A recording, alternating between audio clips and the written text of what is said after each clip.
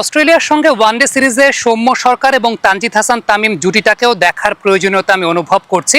সাইফ হাসানকে তো আর 15 জনের স্কোয়াড থেকে বাদ দিয়ে দেওয়া হচ্ছে না, তিনিও স্কোয়াডের সঙ্গেই থাকবেন। তবে ব্যাক টু ব্যাক 6টা ম্যাচ কিন্তু তানজিদ তামিম এবং সাইফ হাসান জুটি খেলেছে এবং সেই জায়গাটাতে সাইফ হাসান একটা ম্যাচে নিউজিল্যান্ডের এগেনস্টে প্রথম ওয়ানডে ম্যাচে 50 মারা ছাড়া বাকি ম্যাচগুলোতে কিন্তু সাইফ হাসানকে ওইরকমভাবে সেটেল হতে দেখা যায় নাই। এখন টিম ম্যানেজমেন্ট একটা ব্যাপারে কিন্তু ক্ল্যারিফাই করেছে, তা হচ্ছে কোনো একটা প্লেয়ারকে বাদ দেওয়ার আগে তাকে পর্যাপ্ত পরিমাণের সুযোগ তারা দিতে চান। সেটা অবশ্যই একটা নোবেল থটের জায়গা টিম ম্যানেজমেন্টের এবং একটা ধন্যবাদ বা প্রশংসা পাওয়ার মতো একটা জায়গা। কিন্তু সত্যি কথা বলতে ওয়ানডে ওয়ার্ল্ড কাপটাকে চিন্তা করে যখন বাংলাদেশ আসলে তাদের লাইন আপটাকে বা বেস্ট 11টাকে বা কম্বিনেশনটাকে সাজাতে যাচ্ছে, তখন কিন্তু সৌম্য সরকার এবং তানজিদ তামিম জুটিটাকেও একটু পরখ করে দেখা খুব গুরুত্বপূর্ণ বলে আমি মনে করছি। যদিও ঠিক এই মুহূর্তের পার্সপেক্টিভে যদি চিন্তা করেন, নাইদার সাইফ হাসান নর সৌম্য সরকার কেউই কিন্তু প্রিমিয়ার ডিভিশন ক্রিকেট লিগে আসলে ওই রকম ভাবে টাচে নাই বা ওই রকম ভাবে রেগুলারলি রান করছেন না। সৌম্য সরকার গত বছর বেশ ভালো টাচে ছিলেন, এনসিএল এ বেশ ভালো ব্যাটিং করেছিলেন। ওয়ানডেও যদি চিন্তা করি আমরা, সৌম্য সরকারের সর্বশেষ 5টা ওয়ানডে যদি আমরা তার রানগুলো খেয়াল করে দেখি তাহলে বেশ ভালো ব্যাটিং তিনি করছিলেন। কিন্তু পরবর্তী সময় বিপিএল এর পরে সৌম্য সরকারকে একটু আউট অফ টাচ মনে হয়েছে। বিসিএল এর যে ফরম্যাটটা ছিল ওয়ানডে ফরম্যাটের, সেখানেও খানিকটা আউট অফ টাচ মনে হয়েছে। টিম ম্যানেজমেন্ট হয়তোবা সেই জায়গা থেকে তার উপর রিলাই করতে পারে নাই। কিন্তু সত্যি কথা বলতে সৌম্য সরকার এমন একজন প্লেয়ার যিনি আসলে very much ready to play international cricket. মানে সৌম্য এমন একজন ব্যাটসম্যান যে ঘরোয়া ক্রিকেটে তিনি যে রানই করেন না কেন, সত্যি কথা বলতে আপনি তাকে আন্তর্জাতিক ক্রিকেটে যদি নামিয়ে দেন, সেখানে তিনি ইন্টারন্যাশনাল লেভেলের বোলারদেরকে ডিল করতে পারেন, তার মধ্যে সেই ক্যাপাবিলিটির জায়গাটা আছে। সো আমি এই জায়গাটা তিনজনের হেলদি কম্পিটিশনটাকে খুব সাপোর্ট করি। সাইফ হাসান তিনিও খুব প্রমিনেন্ট একজন ব্যাটসম্যান। এর আগে সৌম্যর সঙ্গে সাইফ একটা 175 ঊর্ধ্ব রানের জুটি করেছিলেন ওয়েস্ট ইন্ডিজের সঙ্গে।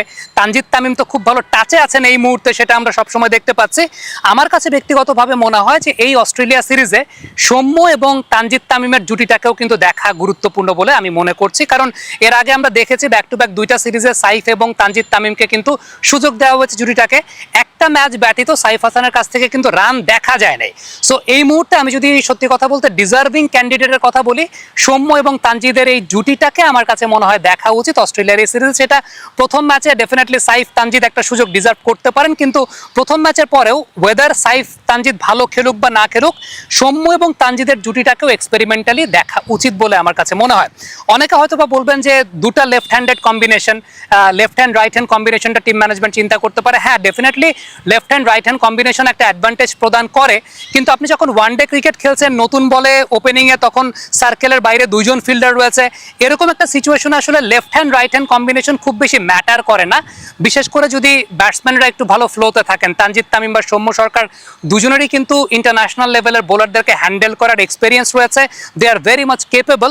আমার কাছে ব্যক্তিগতভাবে মনে হয় যে এই জুটিটাকেও একটু দেখা দরকার। এখন সাইফ হাসানের প্রসঙ্গে যদি বলি, যে সাইফ হাসানের ক্ষেত্রে যে প্রবলেমটা আমরা বিশেষ করে ওয়ানডে ফরম্যাটটাতে দেখতে পাচ্ছিলাম, সেটা হচ্ছে 4 নাম্বার স্টাম্পের বলগুলোতে সাইফ হাসান আউট হয়ে যাচ্ছেন, বা 4 নাম্বার স্টাম্পের বলগুলোতে সাইফ হাসান ডিল করতে পারছিলেন না, বা বারংবার এই বলগুলোতে তিনি আউট হয়ে যাচ্ছেন। বিসিএল এর সময় আমরা দেখেছিলাম এই 4 নাম্বার স্টাম্পের বলগুলোতে সাইফ হাসান যথেষ্ট স্ট্রাগল করেছেন। এটার পেছনে যে কারণটা আমরা ডিকোড করে বের করেছিলাম, সেটা হচ্ছে বর্তমান সময় সাইফ হাসানের ব্যাটিং সেটআপের জায়গাটা খেয়াল করে দেখবেন। বর্তমান সময় সাইফ হাসান অনেক বেশি মাত্রায় বটম হ্যান্ড ডমিনেটেড ক্রিকেটটাকে খেলতে চাচ্ছেন। বটম হ্যান্ড ডমিনেটেড মানে আপনি দেখবেন যে তার এলবো এবং ফ্রন্ট শোল্ডারটা পয়েন্টিং টুয়ার্ডস মিড উইকেট। খেয়াল করে দেখেন তার এলবো এবং ফ্রন্ট শোল্ডারটা পয়েন্টিং টুয়ার্ডস মিড উইকেট। এবং যে সমস্ত ব্যাটসম্যানরা এরকম বটম হ্যান্ড ডমিনেটেড এবং তাদের শোল্ডার এবং এলবোটা পয়েন্টিং টুয়ার্ডস মিড উইকেট, হ্যাঁ টি-20 ক্রিকেটের পার্সপেক্টিভে অবশ্যই ঠিক আছে, কারণ টি-20 ক্রিকেটের পার্সপেক্টিভে 4 নম্বর স্টাম্পের বল আপনি হুইপ করবেন লেগ সাইডে, অফের বল লেগে টেনে খেলবেন। কিন্তু ওয়ানডে ফরম্যাটটাতে তো সেটা আপনাকে পুশ করে সিঙ্গেল নিতে হবে বা আপনাকে ইনিংসটাকে লম্বা করতে হবে। সাইফ হাসান এই জায়গাটাতেই আসলে সত্যিকারের অর্থে পিছিয়ে যাচ্ছেন ওয়ানডে ফরম্যাটের জন্য। ইভেন আমি খুব অবাক হয়েছি, গত এশিয়া কাপে ইভেন টি-20 ফরম্যাটেও সাইফ যখন সফল হয়েছিলেন, আপনি যদি তখনকার ব্যাটিং সেটআপের সঙ্গে এখনকার ব্যাটিং সেটআপের একটা কম্পেয়ার করে দেখতে চান, তাহলে খেয়াল করে দেখবেন ওই সময়টাতে সাইফের ফ্রন্ট শোল্ডার এবং ফ্রন্ট এলবো কিন্তু পয়েন্টিং টুয়ার্ডস দ্য আম্পায়ার বা পয়েন্টিং টুয়ার্ডস দ্য বোলার, যেটা এই মুহূর্তে it's pointing towards the mid wicket region. হ্যাঁ, সাইফ এই সেটআপের পরিবর্তনটা আনতে পারেন টি-20 ক্রিকেটে আরো প্রমিনেন্ট ব্যাটিং করার জন্য, আরো অনেক বেশি মাত্রায় বটম হ্যান্ড ডমিনেটেড ভাবে টি-20 ক্রিকেটের শটের রেঞ্জ বাড়ানোর জন্য, বিশেষ করে লেগ সাইডে। তবে এটা ওয়ানডে ক্রিকেটের সঙ্গে পুরোপুরি সাংঘর্ষিক। ওয়ানডে ক্রিকেটে আসলে বিষয়টা ঠিকঠাক মতো যায় না। আই রিয়েলি হোপ যে বাংলাদেশ টিমের কোচিং স্টাফে সালাউদ্দিন স্যার তো এখন নাই, বাট আশরাফুল ভাই আছেন।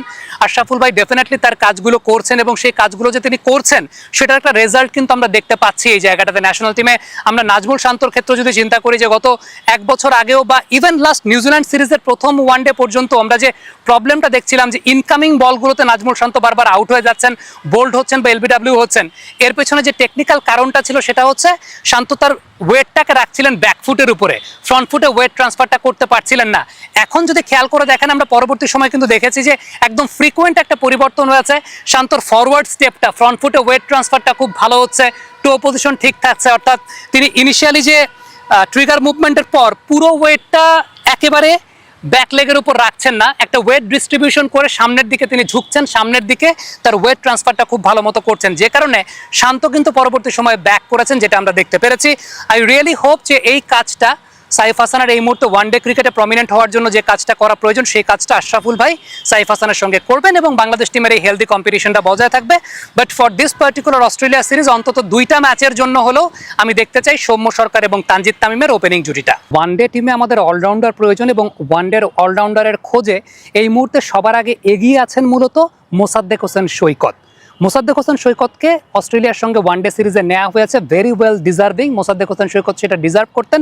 বিশেষ করে এই প্রশ্নটা সবসময় ঘুরে ফিরে আসে যে আর কি করলে মোসাদ্দেককে ন্যাশনাল টিমে কল আপ করা হবে, বিশেষ করে ন্যাশনাল টিমে এই মুহূর্তে যখন ওয়ানডে ফরম্যাটটাতে একটা অলরাউন্ডারের সংকট। আপনি আজকে পর্যন্ত যে ভিডিওটা আমি এখন পর্যন্ত করছি, এই পর্যন্ত আপনি যদি ঢাকা প্রিমিয়ার ডিভিশন ক্রিকেট লিগের অ্যাভারেজটা লক্ষ্য করে দেখেন ব্যাটসম্যানদের মধ্যে, তাহলে সবচাইতে এগিয়ে আছেন মোসাদ্দেক সৈকত। আজকে পর্যন্ত তার অ্যাভারেজটা বা ব্যাটিং গড়টা কিন্তু 77, স্ট্রাইক রেটটা কিন্তু 120-এরও বেশি। সুতরাং এই জায়গাটাতে মোসাদ্দেক হোসেন সৈকতের চাইতে ওয়েল ডিজার্ভিং ক্যান্ডিডেট কিন্তু আর কেউ নাই। আমাদের বাংলাদেশে যে প্রবলেমটা আসলে মূলত হয় সেটা হচ্ছে ঢাকা লিগে যারা রান করেছেন 1 থেকে 5, 1 থেকে 7 এর মধ্যেই সিলেকশনের জায়গাটা হয়, কিন্তু প্রপার ব্যাটিং পজিশন ওয়াইজ আসলে ঢাকা লিগে কোন পজিশনে কোন ব্যাটসম্যানটা কেমন করছেন সেই ব্যাটিং পজিশন ওয়াইজ কিন্তু সেই অ্যানালাইসিসটা কিংবা সেইভাবে রিক্রুটমেন্ট আসলে হয় না।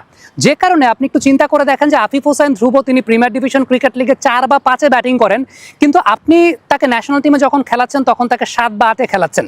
এই মুহূর্তে এই ঢাকা প্রিমিয়ার ডিভিশন ক্রিকেট লিগে যদি আমরা চিন্তা করি 7, 8 এই পজিশনটাতে যারা ভালো ব্যাটিং করছেন তাদের মধ্যে মোসাদ্দেক সৈকত অবশ্যই 1 নম্বরে আছেন। সামিউন বশির রাতুলের কথা আমি বলবো যে সামিউন বশির রাতুল বেশ ভালো ব্যাটিং করেছেন, বোলিংটাও তার মধ্যে আছে। সাব্বির রহমান তিনিও কিন্তু বেশ ভালো ব্যাটিং করেছেন, বিশেষ করে ওই 8 নম্বর পজিশনে সাব্বির রহমান ব্যাটিং করছেন মোসাদ্দেকেরও পরে 8 নম্বর পজিশনে, ওই পজিশনটাতেও কিন্তু বেশ কিছু হ্যান্ডি নক্স তিনি খেলেছেন। সো সিলেক্টরদেরকে একটা বড় ধন্যবাদ দিতে হবে যে মোসাদ্দেক হোসেন সৈকতকে সে পার্টিকুলার পজিশন ওয়াইজ তারা বিবেচনা করেছে এবং পার্টিকুলার পজিশন ওয়াইজ বিবেচনা করে ডেফিনেটলি আপনি 5 নম্বর পজিশনে যে ব্যাটসম্যানটা নামে ডোমেস্টিক ক্রিকেটে 5 নম্বর পজিশনে নামার পর একটা ব্যাটসম্যানের কাছে কিন্তু সুইপ রিভার্স সুইপ খেলার লাক্সারিটা থাকে, কারণ তিনি জানেন যে তারপরেও রেকগনাইজড ব্যাটসম্যানরা আছেন। কিন্তু যে ব্যাটসম্যানরা 7 নম্বর পজিশনে ব্যাটিং করেন সেই ব্যাটসম্যানটা জানেন যে তারপরে কিন্তু আর কোনো ব্যাটসম্যান নাই, তার ব্যাটিং প্যাটার্নটা কিন্তু অন্যরকম। সো যারা ওই পজিশনটায় অভ্যস্ত তাদেরকে সেই পজিশনটা দিতে হয়। যেমন মোসাদ্দেক সৈকত 7 নম্বর পজিশনে নেমে তিনি জানেন যে তারপরে আর কোনো ব্যাটসম্যান নাই এবং তিনি নিজেকে ওইভাবেই গ্রুম আপ করেছেন যে ওই পজিশনে নামার পরও তিনি সুইপ রিভার্স সুইপ বা রিস্কি শট খেলার মতো সাহসটা রাখেন, কারণ তার অভ্যস্ততার জায়গা আছে।